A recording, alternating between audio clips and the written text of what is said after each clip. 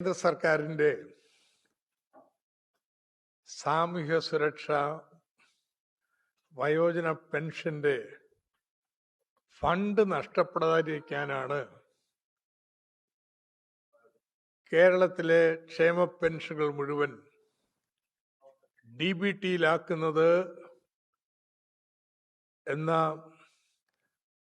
മുഖ്യമന്ത്രിയുടെ വിശദീകരണം ശുദ്ധ കളവാണ്. ഞാൻ മനഃപൂർവ്വം തന്നെ കളവെന്ന് പറഞ്ഞത്. സർക്കാർ ഉത്തരവിൽ ഇത് എഴുതി വച്ചിരിക്കുക.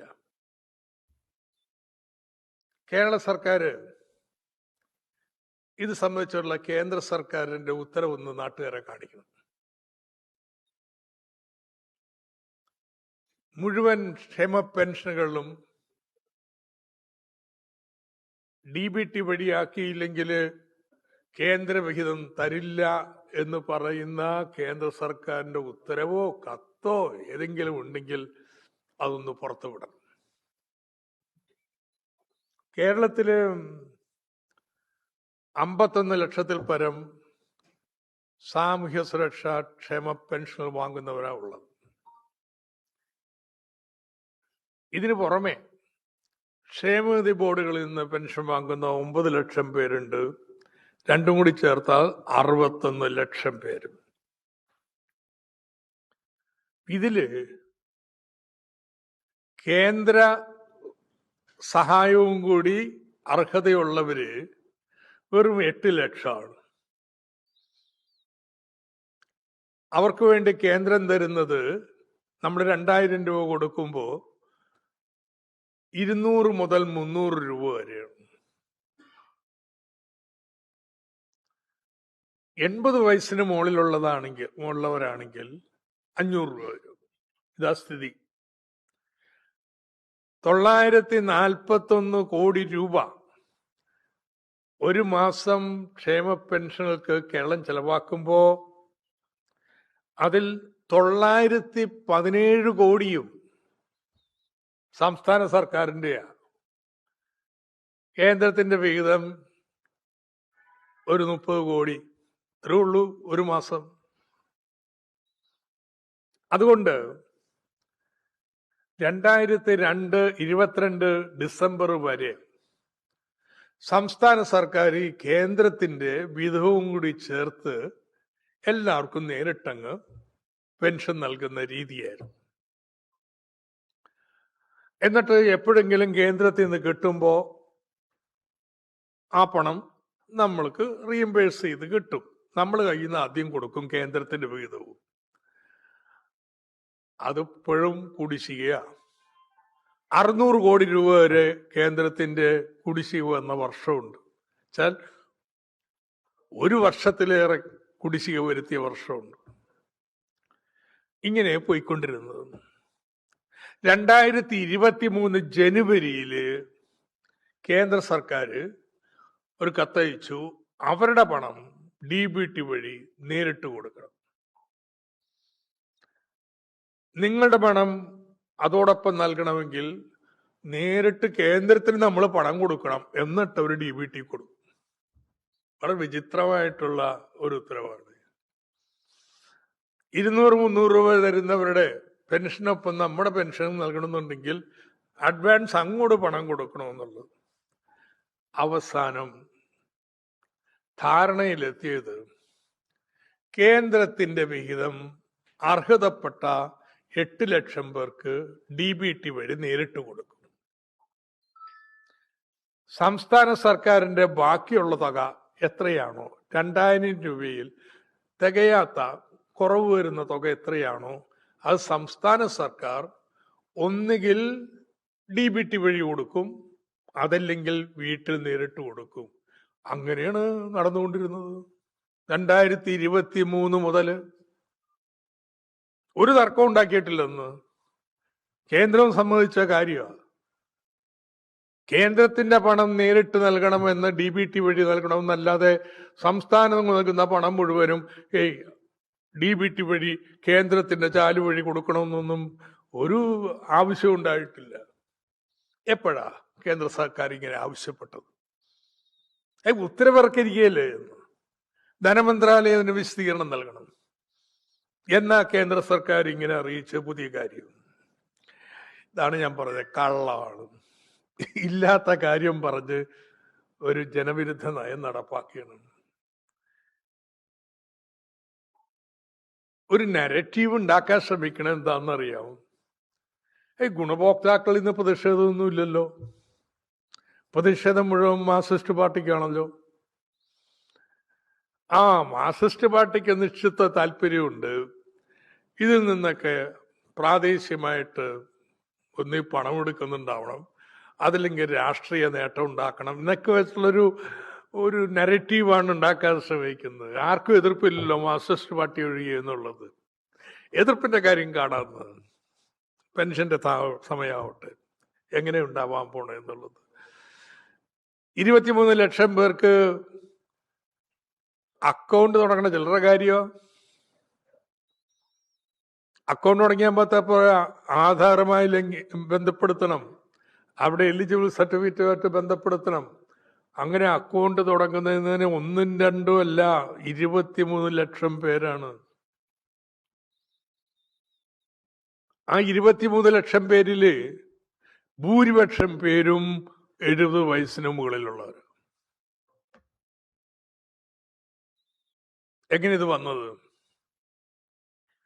കഴിഞ്ഞ ഉമ്മൻചാണ്ടി സർക്കാരിന്റെ കാലത്ത് ഒരു നേരും വ്യവസ്ഥയില്ലാത്തതായിരുന്നു നമ്മുടെ വയോജന പെൻഷൻ നടന്നുകൊണ്ടിരുന്നത്. ആർക്ക് കിട്ടി, എത്ര കിട്ടി, ഇതിനൊന്നും ഒരു കണക്കുമില്ല. കുറച്ച് പെൻഷൻ, കർഷക തൊഴിലാളി പെൻഷൻ പോലുള്ളവ പഞ്ചായത്ത് തദ്ദേശ ഭരണ സ്ഥാപനങ്ങൾ വഴി നേരിട്ട് നൽകും. ബാക്കിയുള്ളവ പോസ്റ്റ് ഓഫീസ് വഴി അയച്ചുകൊണ്ടിരുന്നത്. ഭൂരിപക്ഷം പെൻഷനും പോസ്റ്റ് ഓഫീസ് വഴിയായിരുന്നു. പോസ്റ്റ് ഓഫീസ് വഴി അയക്കുന്നതിനുണ്ടായ പ്രശ്നം എന്താ? പോസ്റ്റ് ഓഫീസിൽ കേന്ദ്ര സർക്കാർ ജീവനക്കാരുടെ എണ്ണം കുറച്ചു. അപ്പോ പോസ്റ്റ് ഓഫീസിൽ ഒരാൾക്ക് ഒരു പഞ്ചായത്തിലെ എല്ലാവരുടെയും വീട്ടിൽ കൊണ്ടുപോയിട്ട് മണി ഓർഡർ കൊടുക്കാൻ പറ്റുമോ? അതുകൊണ്ട് ഇത് കുടിശ്ശികയായി, വിതരണം ചെയ്യാതെ കിടന്നു. അപ്പോൾ സംസ്ഥാന സർക്കാർ കുറച്ച് കഴിഞ്ഞപ്പോൾ പോസ്റ്റ് ഓഫീസിൽ കിടന്ന പണം തിരിച്ചെടുത്തു. ഇങ്ങനെയൊക്കെ വന്നതോടുകൂടി 2016 പുതിയ സർക്കാർ വന്നപ്പോ ആർക്കും അറിഞ്ഞുകൂടാ ഓരോരുത്തർക്കും എത്ര കുടിശ്ശിക എന്നുള്ളത്. അങ്ങനെ വന്നപ്പോഴാണ് ഉത്തരവിറക്കിയത്. എങ്ങനെയാണെന്നാണ് അറിയാമോ? ഓണത്തിന് ഇറക്കിയ ഉത്തരവ്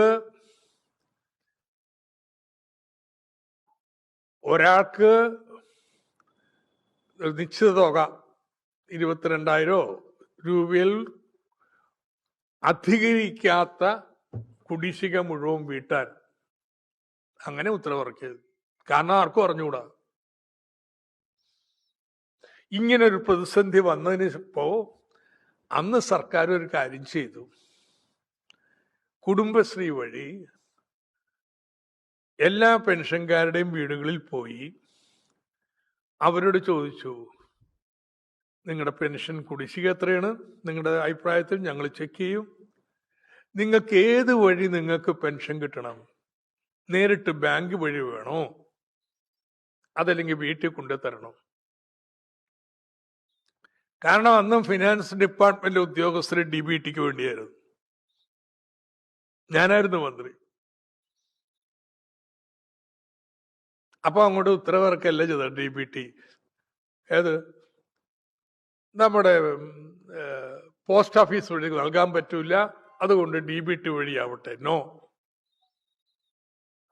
കേരളത്തിലെ ഓരോ പെൻഷൻകാരെയും ബന്ധപ്പെട്ട് നിങ്ങൾക്ക് DBT വഴി വേണോ വീട്ടിൽ കൊണ്ടുതരണോ എന്ന് ചോദിച്ച് അവര് പറഞ്ഞതിന് അടിസ്ഥാനത്തിലാണ് ഓരോ പഞ്ചായത്തിലും വീട്ടിലെത്തിക്കേണ്ടവർക്ക് വേറൊരു സിസ്റ്റം, അതല്ല ബാങ്ക് വഴിയാണെങ്കിൽ അവർക്ക് വേറൊന്ന്.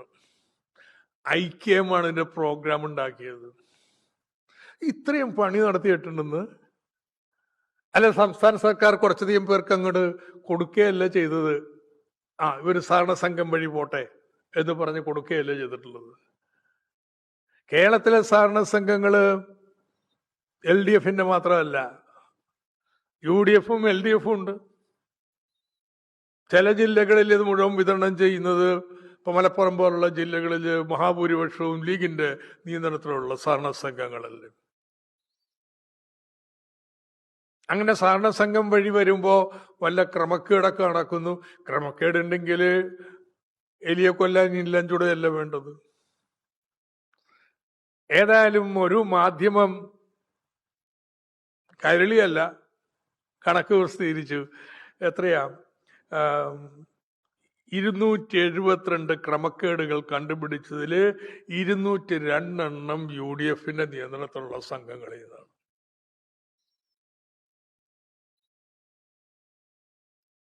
അപ്പോ ഇത് കേരളത്തിലെ സഹകരണ സംഘങ്ങൾ വഴി ഫലപ്രദമായി നടന്നുകൊണ്ടിരുന്നതാണ്. ഈ കോവിഡ് കാലത്ത്, വെള്ളപ്പൊക്ക കാലത്ത് എങ്ങനെയാ കഴിഞ്ഞ സർക്കാരിന്റെ കാലത്ത് പണം വീടുകളിലെത്തിയത്? ഈ സഹകരണ സംഘങ്ങളുടെ ഇടപെടൽ വഴിയിട്ടാണ്. സഹകരണ സംഘങ്ങളെ കേരളത്തിന്റെ ഒരു കരുത്താണ്. അത് ഇവിടെ സെക്രട്ടേറിയറ്റിലെ ഉദ്യോഗസ്ഥന്മാർക്ക് പിടിയില്ല കേട്ടോ. അതുകൊണ്ട് എന്താ ഇപ്പൊ ചെയ്തിരിക്കുന്നത്? ഈ സഹകരണ സംഘമില്ല, നേരിട്ട് അങ്ങ് കൊടുക്കാൻ പോവുകയാണ്. പിന്നെ പ്രശ്നം എന്താ? ഈ വന്യവയോധികരായിട്ടുള്ള ആളുകള്, ചെറുപ്പക്കാരായിട്ടുള്ള വയസ്സന്മാര്, 60, 65, 70 വരെയുള്ളവര്, അവരൊക്കെ DBTക്ക് ഓപ്റ്റ് ചെയ്തിട്ടുണ്ട്. കിടപ്പ് രോഗിയാവുണ്ടെന്ന് ഇതൊക്കെ ഒന്ന് മനസ്സിലാക്ക്. ഒരു 80 അടുത്ത് കഴിഞ്ഞാൽ വീടിനടുത്തല്ലാതെ ദൂരെ പോവില്ല. കിടപ്പ് രോഗിയായിട്ടില്ല. ഇങ്ങനെയുള്ള പ്രായാധിക്യമുള്ള മുഴുവൻ പേരും ഞങ്ങൾക്ക് വീട്ടിൽ കൊണ്ടെത്തരണം എന്നാ പറയുന്നത്. അവരൊക്കെ ഇനി അക്കൗണ്ട് തുറക്കാൻ വേണ്ടി പോണം.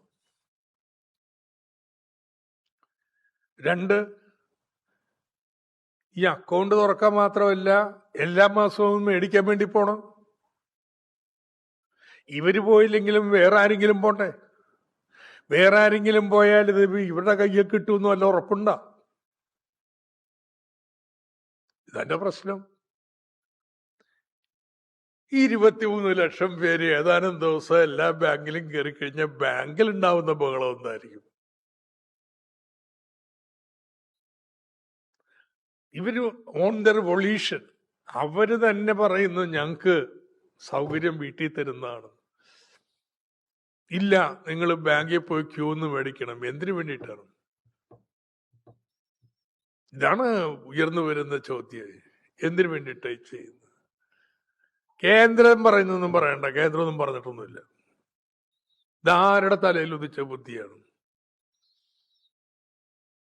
അപ്പോ ഇതിനെതിരെ വലിയ പ്രതിഷേധം വരുന്നതിനെ കുറിച്ചൊന്നും ആർക്കും സംശയം വേണ്ട കേട്ടോ. ഇതിവിടെ അവസാനിക്കാൻ പോകുന്നില്ല. ജനങ്ങളെ ഇങ്ങനെ കഷ്ടപ്പെടുത്തുന്നതിന്റെ പിന്നില് ഒറ്റ ലക്ഷ്യം മാത്രമേ ഉള്ളൂ. വീട്ടിൽ കൊണ്ടുപോയി കൊടുക്കുമ്പോ തീയതി മാസാവസാനമാകുമ്പോ കൊണ്ടുവരുന്ന ആളെ ആർക്കും ചോദിക്കുക തരാത്തത്, ജനം അറിയും. സമ്മർദ്ദവും ഓരോരുത്തരുടെ അക്കൗണ്ടിലേക്ക് ആ പണം വരുന്നതെങ്കിൽ അയാൾക്കല്ലേ അറിയുള്ളൂ വന്നോ ഇല്ലേ എന്നുള്ളത്. ഇത് തന്നെ ലക്ഷ്യം. ഇനി അക്കൗണ്ടൊക്കെ തുറന്ന് ഇതൊക്കെ റെഡിയാവാനായിട്ട് 1 or 2 മാസം, അതുവരെയും പെൻഷൻ കൊടുക്കാതെ പോകാൻ പറ്റുമെന്നാണ് ചേർന്നത്. 3000 രൂപയുടെ പെൻഷൻ നൽകുമെന്നും പറഞ്ഞ് അധികാരത്തിൽ വന്നവര് പെൻഷൻ വർദ്ധിപ്പിക്കുന്നത് മാത്രമല്ല, സമയത്ത് നൽകാനുള്ള പണി പോലെ അവസാനിപ്പിക്കുകയാണ്. ഇങ്ങനെ DBT വഴി ആണല്ലോ നമ്മുടെ ഗ്യാസിന്റെ സബ്സിഡി കൊടുക്കാൻ തീരുമാനിച്ചു. ഇപ്പൊ എവിടെ എത്തി? ആർക്കെങ്കിലും സബ്സിഡി കിട്ടുന്നുണ്ടോ? അങ്ങ് നിർത്തി. ഒറ്റപ്പെട്ട വ്യക്തികളുടെ അക്കൗണ്ടിലേക്കല്ലേ വരുന്നത്. ഒറ്റപ്പെട്ട വ്യക്തികളുടെ അക്കൗണ്ടിലേക്ക് വരുമ്പോ വന്നില്ലെങ്കിൽ അവർ കാത്തിരിക്കും. കാത്തിരിച്ച് കിട്ടിയില്ലെങ്കിൽ അങ്ങനെ പോവും. ഇത് കൃത്യമല്ലേ? അപ്പൊ അതുകൊണ്ട് ഇത് ജനദ്രോഹ നടപടിയാണ്. വ്യവസ്ഥാപിതമായി നടന്നുകൊണ്ടിരുന്ന ഒരു സമ്പ്രദായം. അത് ഈ 23 ലക്ഷം പേരും ഞങ്ങൾക്ക് നേരിട്ട് വീട്ടിൽ ഞങ്ങളുടെ പെൻഷൻ തരണമെന്ന് ആവശ്യപ്പെട്ടതിന്റെ പ്രകാരത്തിൽ നടപ്പിലിരുന്നൊരു സംവിധാനത്തെ എന്തിന് ഈ രീതിയിൽ തകർക്കണം? പെൻഷൻ തന്നെ തകർക്കാനുള്ള ഏർപ്പാടാണോ എന്ന് സംശയിക്കേണ്ടിയിരിക്കുന്നു. ഇപ്പൊ ഒന്ന് അവസാനിപ്പിച്ചു, സ്ത്രീ സുരക്ഷാ സഹായം. അടുത്ത കൈവെക്കാൻ പോകുന്നതിലേക്കാണോ? അപ്പൊ അതുകൊണ്ട് ഈ ജനദ്രോഹ നടപടിയിൽ നിന്ന് UDF പിൻവാങ്ങണം. ഒരു സംശയം വേണ്ട, ഇക്കാര്യത്തിൽ ശക്തമായിട്ടുള്ള പ്രതിഷേധം കേരളത്തിലുണ്ടാവും.